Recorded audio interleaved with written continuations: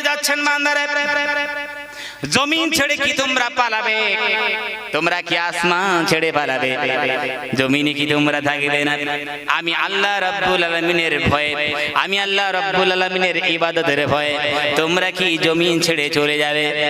হে পৃথিবীর বান্দারা, হে পৃথিবীর বান্দিরা, তোমাদের দমদম এয়ারপোর্ট থেকে তোমাদের রকেটটা যখন টেক আপ করবে, জমিন ছাড়বে, আসমান ছাড়বে, কিন্তু তোমরা বলো ল্যান্ডিং কোন জায়গায় করবে? একটু তোমরা ভাবনার জগতে ভাবো।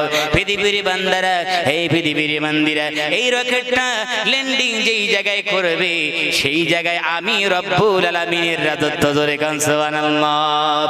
লা তানফুজুনা ইল্লা